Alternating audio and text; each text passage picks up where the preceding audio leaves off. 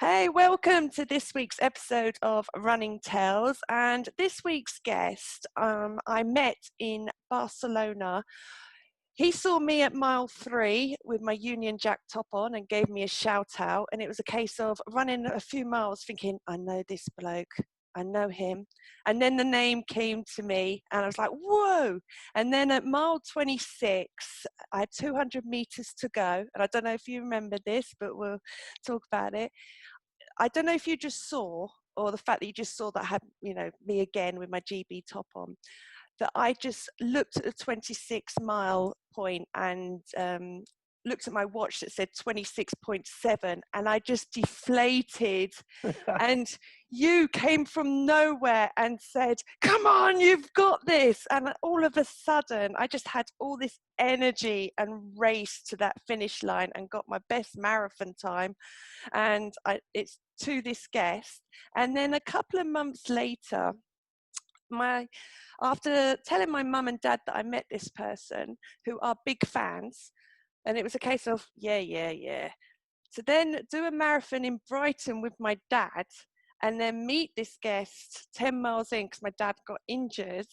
And we said hello to each other and had a good old natter. And you said hello to my dad and said some nice words.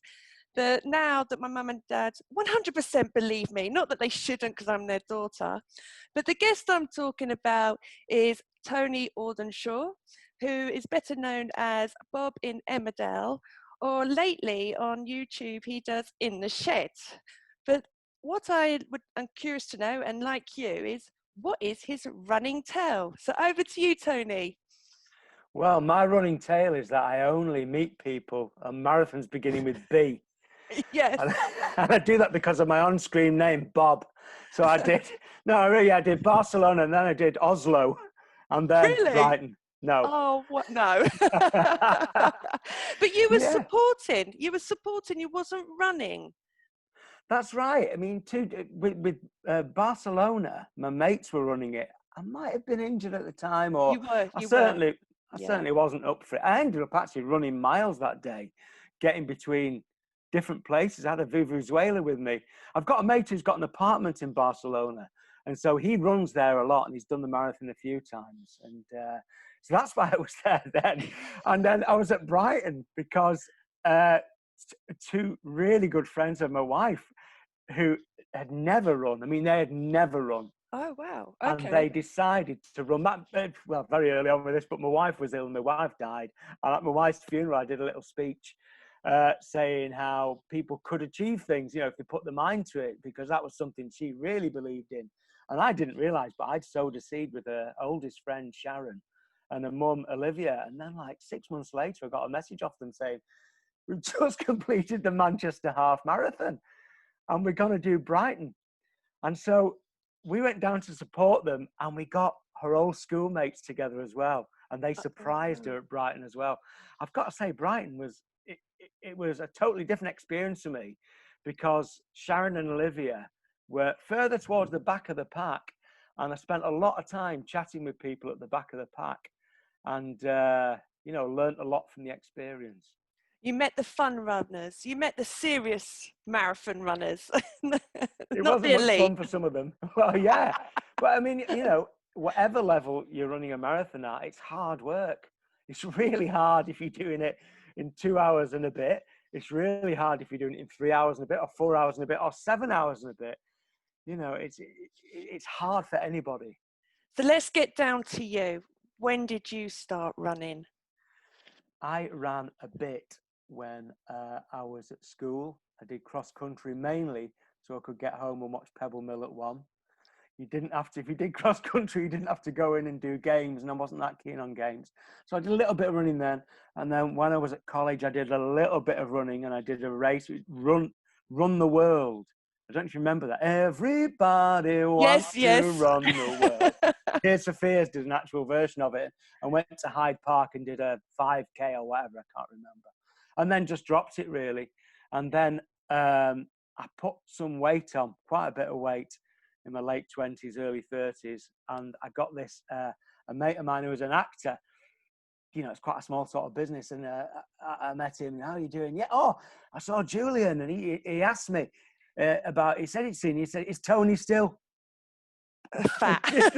yeah, Big fat and bones, pass it big on. boned. And I was, and it resonated with me. And so I signed up for Manchester Marathon then in 1996 and went and did that. It was horrific.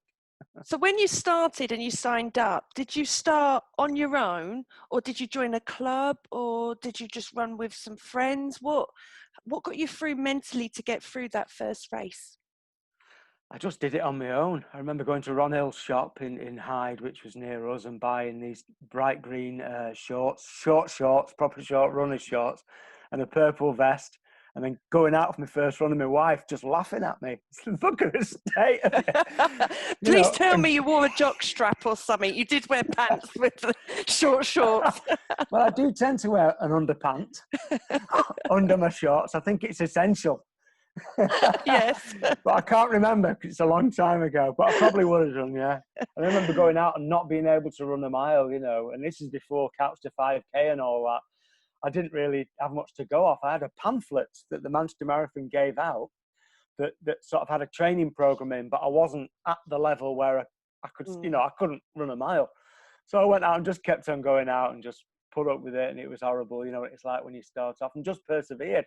And then, I did it. You did. And what was it like when you crossed the line and you got that medal put over your neck? Did you think, take it off me, it weighs too much, or yay, I did it? Well, yeah, I mean, even though I didn't train perfectly, the overriding feeling was that the achievement wasn't the marathon, but the achievement was the training for it. Yeah. And it was really hard. And, 20 miles in or whatever, I completely went bonk. I started to walk. I'd not trained enough. I found some dextrosol at the side of the road, and I ate them, and they gave me a bit of a boost. And I struck it lucky in that when I finished the race, they were filming a TV show called Born to Run, and I knew a couple of the actors on it, and I saw them, and they got me in with the Tucker truck, and I got to eat a decent meal afterwards. But I thought after it, never again. I'm never going to do that again. It was absolutely terrible. And then what happened? You booked a race. Well, I left it a few years to 99. Then my mum was ill. My mum had cancer. And I thought, well, I've done it once. I could maybe do another, at the time they did, it was cancer research. It was the Imperial Cancer Research Fund, which has since become Cancer Research. And I believe they've even joined up with somebody just this week. So they did a thing where you went to New York, and you got your trip paid. Other people paid for your trip, you know what it was like. And you raise money and then you go over. And so I did New York Marathon for Imperial Cancer Research. And of course, just the fact I'd carried on running a bit during that time. I got a net time under 4 hours. That one in Manchester I did 4 hours, either 4:19 or 4:24. I can't remember, but I showed an improvement of about 20 minutes, maybe more, and that really sort of spurred me on to think, oh, actually, it wasn't as bad this time around. Maybe I could do more of these. Do you think it was because it was New York, the biggest marathon in the world, and the support is amazing over there? Yeah, it did make a big difference. But I trained more. Full stop, and so that I knew what I was doing a bit more. I was clueless on that first one. I didn't have a clue. I didn't even know there were races other than marathons that you did. Oh, right, okay. Oh, yeah, I didn't have a clue. So then what happened after New York?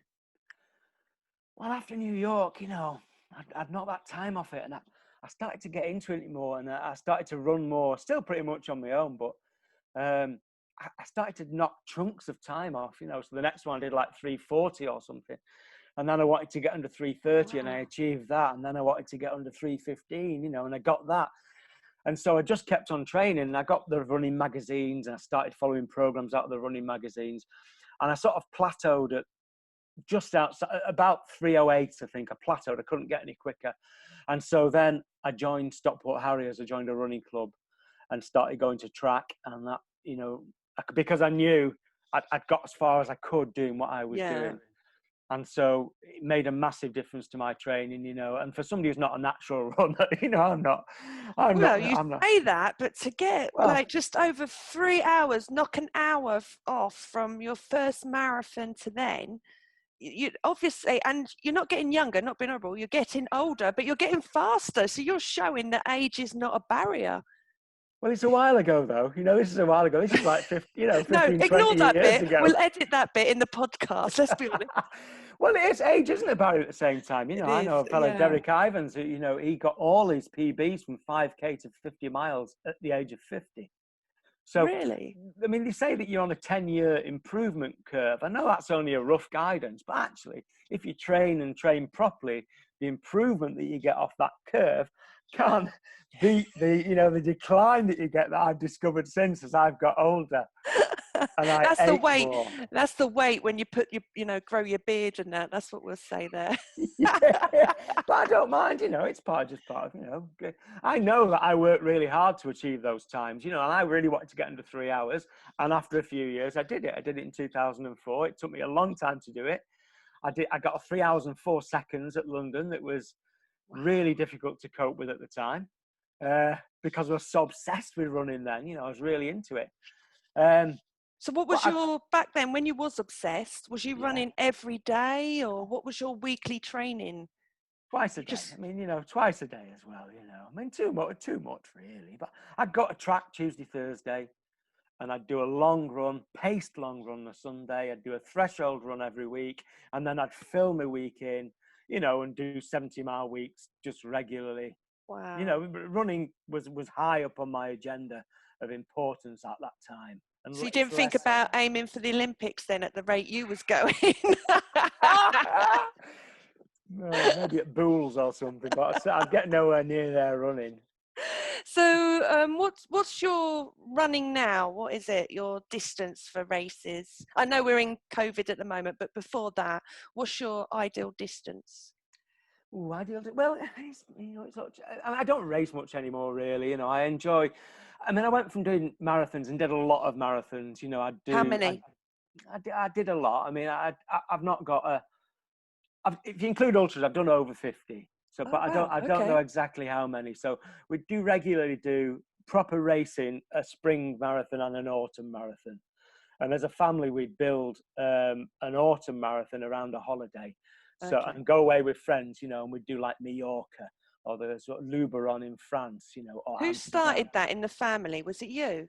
Because I bet you're not loved. If it was. Well, the kids got a holiday still.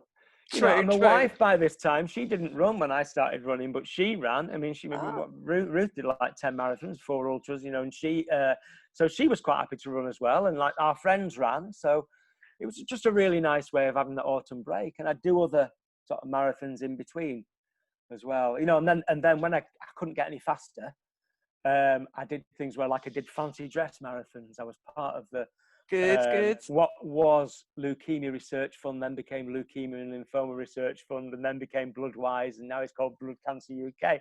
This is how long we've been going at these things. They've had multiple name changes, and I was part of their team, and their team was the first time that celebrities, you call them, had been linked with running, and they went, way back to the 70s, and so it was great to be part of that team, and I do runs with them. But when I got a bit slower, my job was to get their vest either on the telly or in the newspapers and magazines. And so what I had to do then was go into fancy dress. And so I did quite a few fancy dress marathons and got a couple of Guinness World Records along the way doing that to try and get that charity vest out there, and get more money in for the charities.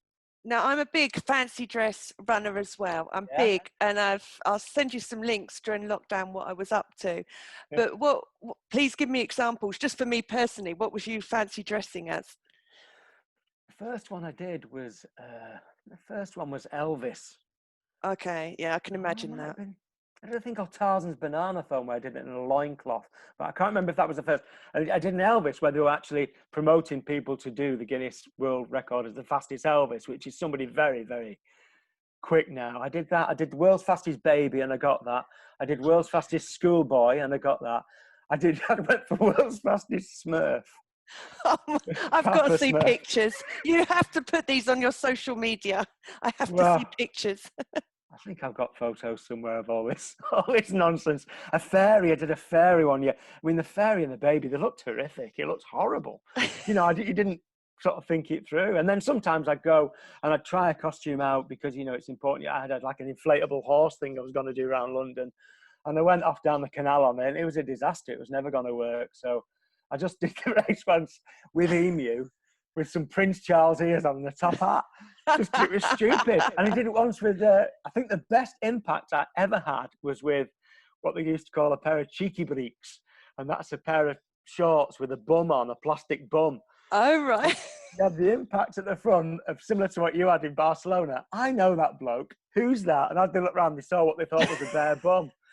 So it was absolutely brilliant. You know, it worked really well. Brilliant. And easy to wear. I can recommend it. Really easy to wear. Not like you've a heard rhino. it here. Yeah, or a fridge on your back to get attention.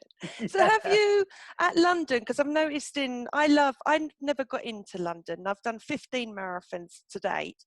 And I love watching London marathons. I love watching the elite runners, and I love looking out for the fancy dress, trying to find the wackiest one. And I do also, now I've noticed in recent years, they do the celebrities, and they monitor how far they're going. Have you done that? I don't think I've seen you in recent years do it, or have I missed you? I've not done it for the last few years. I've not done London for, well, it'll be 3 or 4 years. Since Ruth was ill, really, I didn't feel like doing it, so I didn't do it. Before that, I was part of all that and Fastest Celebrity, and there was a bit of a thing where BBC artists were favoured over ITV artists, and obviously I'm an ITV artist, so sometimes ITV artists wouldn't feature on that sort of thing because they had no association with the feed. All that stuff goes on. It's, you know, a lot of nonsense, really. But I love London. I mean, you say New York's the biggest in the world. I think London's the biggest marathon in the world. They're very similar to run, but I think London's got that edge of just being that little bit more magic. And I'm sorry I haven't had a chance to run it. And I hope that you will get that experience. Fingers crossed one day. Fingers crossed. Brilliant.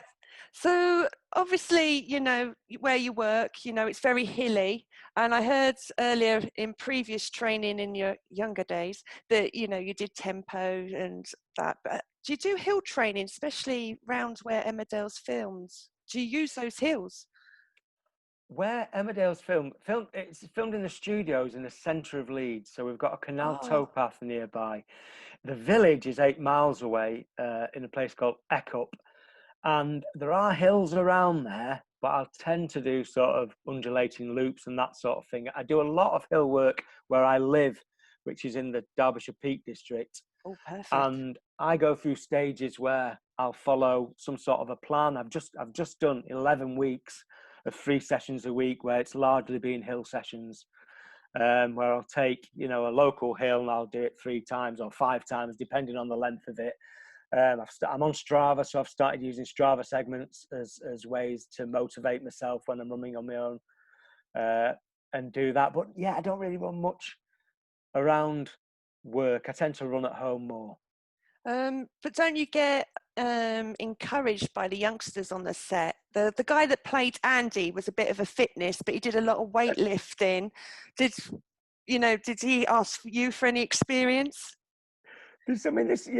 Kelvin Fletcher, he's a great lad, you know, and he's a great dancer too, as we've discovered. Since. Wow, who knew that? He was absolutely, he owned that show, didn't he?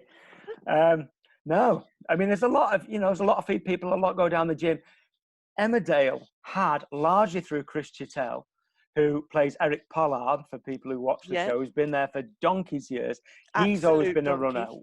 When I first arrived at work, you know, it's like you're looking for associations with people so that you can get a connection. And I knew he was a runner. And so I got talking to him first day and said, "Hi, Chris, you know, I'm a runner as well." "Wonderful, come and join the team," you know, and he got me involved with the leukemia, with the Bloodwise team back then. And at one stage, we had 16 people doing the Great North Run, which is amazing. I mean, that is a lot of people. I know that EastEnders had a big input in London. Was it last year or the year before? You know, when Barbara Windsor was ill. Last year, yeah. And we've got a big. It's a real shame, but we were going to do a Ride London this year. We had a big team again of people to do a cycling event. So we're fit. There's a lot of us who are fit, but it's not so much just the younger people. You know, a lot of the olders, pensioners are actually quite fit. So how have you been coping during COVID? You said you've been doing hills. Have you had family around with you as well, and friends to keep you, mentally, alive? Yeah, yeah. I mean, early on, it was a very different picture, wasn't it? And I didn't go out. I've got a treadmill, which I'm lucky to have. I've got a Zwift bike, so I can Oh, exercise in the home if I want to. I was nursing a little injury early on as well, so I didn't really, those first few weeks, I didn't go out much. Then tentatively would go out for runs, hoping I didn't see anybody and all that, following the gosh. guideline. You know what it was like? Terrible. Oh, look at them. It was like Invasion of the Body Snatchers, wasn't it?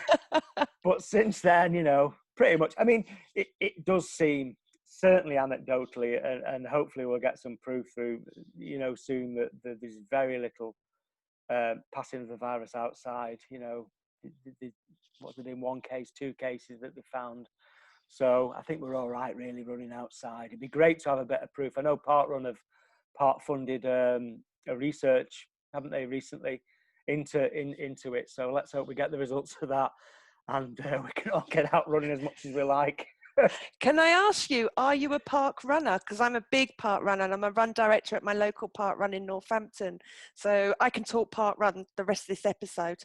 But are you a park runner? I do Partrun. Yay! I don't Partrun loads and loads and loads.